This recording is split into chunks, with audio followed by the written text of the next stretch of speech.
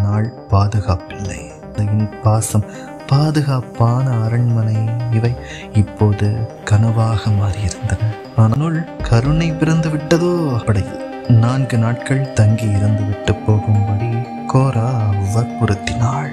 என் மகனுக்கு மனைவியாகி மகள் நாட்டு ராணியாக வேண்டும். இன்பம் என்ற ஒன்றை இருவரும் சமமாக பகிர்ந்தால்தான் உண்மையான இன்பம் கிடைக்கும் என்று அரண்மனை தோரியிலிருந்து.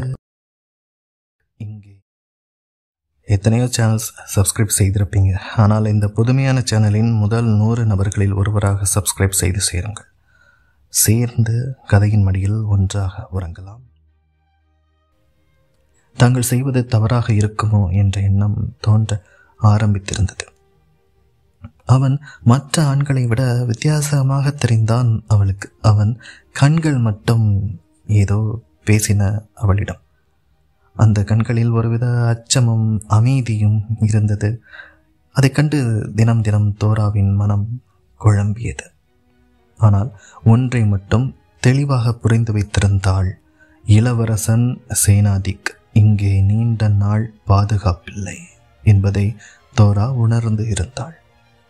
அந்த கொடிய கோரா ஒரு நாள் அவனை கட்டாயம் தனது கிச்சு விளையாட்டுக்கு பயன்படுத்துவாள். இதை மாற்ற ஒரே ஒரு வழி, அவனை இங்கு இருந்து மீட்டு அனுப்பி பாதுகாக்க வேண்டும். ஆனால் தோரா ஏன் இந்த இளவரசனை நினைத்து பெரிதாக கவலைப்பட்டாள் என்று அவளுக்கே புரியவில்லை. அவன் கண்களில் ஏதோ சொல்ல முடியாத ஓர் ஈர்ப்பை கண்டாள். தோரா எப்போதும் வழக்கம் போல கோராவுடனேயே இருந்தாள். ஆனால் அவளுடைய உள்ளம் அனைத்தும் சேனாதிக்காக பதற்றமாகவே இருந்தது. அங்கே சிறையில் சேனாதிக்கு 1 வாரம் ஆகியிருந்தன. ஆனாலும் அவனுக்கு சூழல் இன்னும் புரியவில்லை. அவன் இழந்த உலகத்தை நினைத்து பார்த்தான். தாயின் கருணை, தந்தையின் பாசம், பாதுகாப்பான அரண்மனை இவை இப்போது கனவாக மாறியிருந்தன. ஆனால் அவனுக்கு தோரா மட்டும் புதுமையாக தெரிந்தாள்.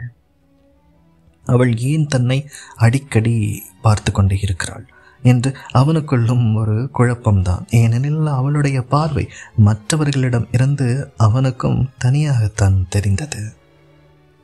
இறுதியாக கோரா இளவரசன் சேனாதிக்கு கிச்சு மூட்டுவதற்கான தேதியை குறித்துவிட தோரா அதிர்ச்சியானாள். தோராவின் மனம், இவன் ஒரு அரசியின் மகன், ஆனால் அதைவிட முக்கியம், இவன் என் மனதை ஏதோ செய்துவிட்டான் என்றெல்லாம் குழம்பியது. அவளுக்கு தெரியும், அவள் செய்யப்போவது சாதாரண காரியம் இல்லை. ஆனால் ஏதோ ஒரு புதிய உணர்வு அவளுக்குள் உருவாகி கொண்டே இருந்தது. இறுதியாக அவள் ஒரு முடிவுக்கு வந்தாள். தோரா கொடிய கோராவை நெருங்கி பேச முற்பட்டாள். கோரா, நீ எதற்கு இவ்வளவு வெறியோடு நடந்து கொள்கிறாய்? ஆண்களை நாம் பாதுகாக்க வேண்டும், அவர்கள் நம் அடிமை இல்லை என்பதை கேட்ட கொடிய கோரா அசட்டையாக சிரித்துவிட்டு, அது எப்படி முடியும்? நாம் சிரிக்க ஆண்களை பயமுறுத்துவதே நம்முடைய வழக்கம். நீ என்ன புதிதாக பேசுகிறாய்? உன்னுள் கருணை பிறந்து விட்டதோ? இதை கேட்ட தோரா கைகளை ஆத்திரத்தில் முறுக்கி கொண்டிருந்தாள். ஆனாலும் பொறுமையுடன், கோரா, நாம் எப்போதும் ஆண்களை அடக்க வேண்டும் என்ற எண்ணத்தில் தான் வளர்ந்தோம். ஆனால் அவர்களும் உணர்வுகளுடன் இருப்பவர்கள். அவர்கள் நம்மை நேசிக்க வேண்டும் என்றால் நாம் அவர்களை பாதுகாக்க வேண்டும், பயமுறுத்தக்கூடாது. தோராவின் இந்த சொற்கள் எல்லாம் கொடிய கோராவை குழப்பவே செய்தன. அந்த ஒரு கணமே கோராவின் மனம் மாறியது. தோரா, நீ சொல்வது என்னை குழப்புகிறது, ஆனால் உண்மை போன்று தோன்றுகிறது. நாம் ஏதோ தவறு செய்து கொண்டிருக்கிறோம் என்று கோரா உண்மையிலேயே மனம் திருந்தி இருந்த பொழுதுதான் அரண்மனைக்கு வெளியே மகிழ் நாட்டிலிருந்து அரசி வீரம்மாளும் மன்னர் அங்கேயர்கண்ணனும் பிரம்மாண்டமான படையுடன் பூபாலம் நாட்டிற்கு வந்தனர். பூபாலத்தில் மன்னர் அங்கேயர்கண்ணனை அரண்மனை வீராங்கனைகள் அவமானப்படுத்தினார்கள். ஆனால் அரசி வீரம்மாள் தன்னுடைய பெண்மையின் வீரத்தால் அனைவரையும் மிரள வைத்தாள்.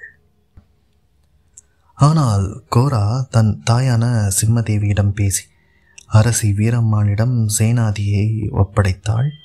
சமாதானத்தின் அடிப்படையில் 4 நாட்கள் தங்கி இருந்து விட்டு போகும்படி கோரா வற்புறுத்தினாள். ஆனால் நல்லபடியாகவே 4 நாட்களும் கடந்தன.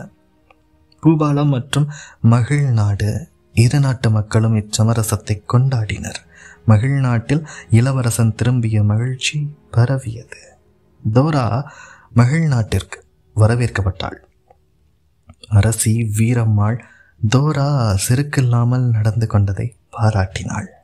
தோரா, நீ நீதிக்காக குரல் கொடுத்தாய், என் மகனை காப்பாற்றினாய். நீ எனக்கு மருமகளாகி என் மகனுக்கு மனைவியாகி மகிழ் நாட்டு ராணியாக வேண்டும் என்றதும் இளவரசன் சேனாதி சிறு புன்னகையுடன் தோராவை பார்த்தான்.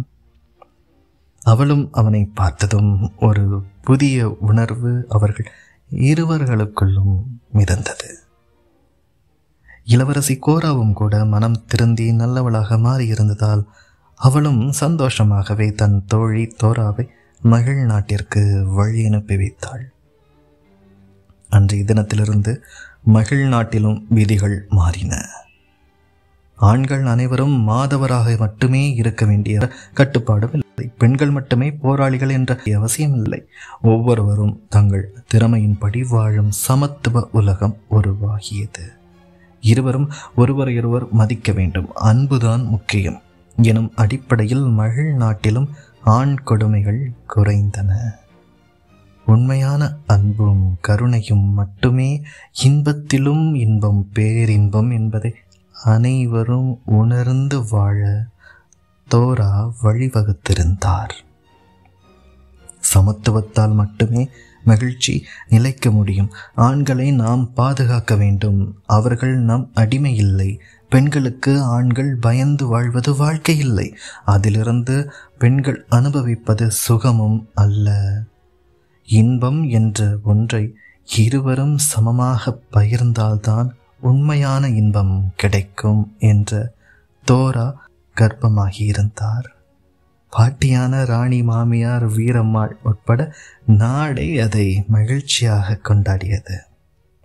தோழி கோராவும் இதை அறிந்து தனது தோழிக்கு வாழ்த்து தெரிவித்திருந்தாள்.